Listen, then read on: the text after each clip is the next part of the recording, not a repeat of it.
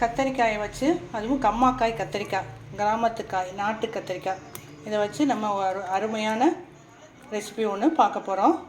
இதை கத்தரிக்காயை, முழு கத்தரிக்காயை எடுத்திருக்கேன். நல்ல பிஞ்சு கத்தரிக்காய். இதை மேலே வந்து 3 பக்கம் லைட்டாக வகுந்து விட்டுருக்கேன். பின்னாடி பக்கம் வந்து ஆப்போசிட் சைடு லைட்டாக கீறி விடணும். இந்த மாதிரி ஒரு 10-12 கத்திரிக்காய் எடுத்து நறுக்கி வச்சுருக்கேன். இதுக்கு சின்ன வெங்காயம் தான் நல்லாயிருக்கும். சின்ன வெங்காயம், பூண்டும் ஒரு தலை பூண்டு, மலை பூண்டு, அதுக்கு 2 தக்காளி எடுத்து வச்சுருக்கேன். இதுதான் தேவையான பொருள்.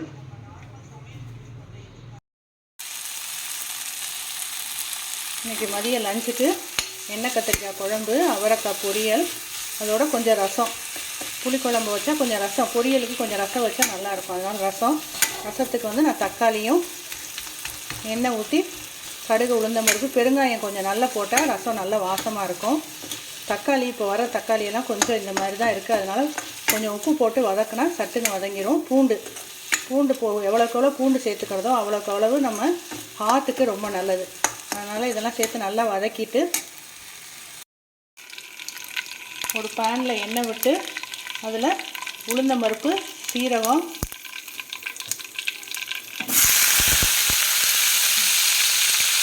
மிளகு கொஞ்சம் போட்டால் இந்த கெட்டி குழம்புக்கு நல்லாயிருக்கும். கொஞ்சம் பெருங்காயமும் போடணும், அப்போ தான் வாசமாக இருக்கும். நம்ம கத்திரிக்காயை ஃபுல்லாக இதை நல்லா திருப்பி விட்டு வதங்க விடணும்.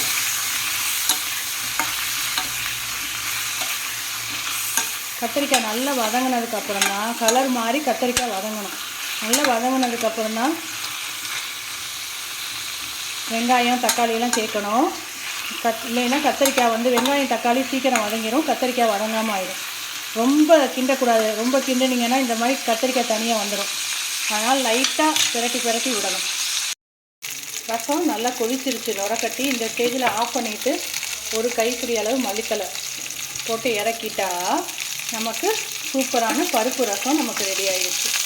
இந்த சைடு கத்திரிக்காய் நல்லா இந்த மாதிரி வதங்கிருச்சு. எல்லா சைடும் கத்திரிக்காய் இந்த மாதிரி ஒன்று போல் வதங்கணும். அப்போ தான் நல்லா வெந்துடும். இப்போ இதில் நறுக்கி வச்சுருக்க எல்லாத்தையும் போட்டுடலாம். போட்டு இதையும் நல்லா வதக்கிட்டு இப்போ இந்த ஸ்டேஜில் இந்த குழம்புக்கு தேவையான உப்பையும் போட்டுடலாம். இப்போ இதுக்கு குழம்பு மிளகாத்தூள் ஒரு 3 ஸ்பூன் போட்டிருக்கேன்.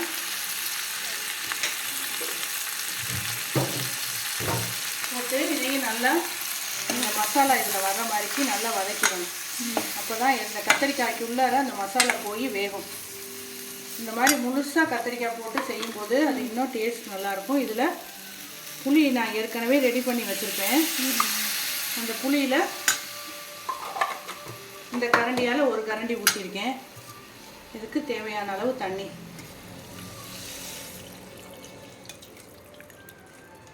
கத்திரிக்காய் நல்லா வேகிற அளவுக்கு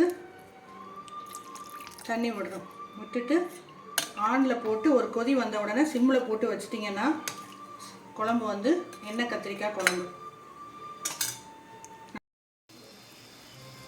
குழம்பு நல்லா கொதிக்கும்போது சிம்மில் போட்டணும். அப்போ தான் கத்திரிக்காய் வந்து உள்ளேயெல்லாம் மசாலா சேர்ந்து நல்லா சாந்து வேகும்.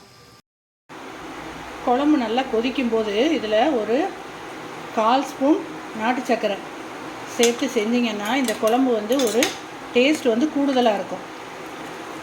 இன்னும் குழம்பு நல்லா வற்றி வரணும்.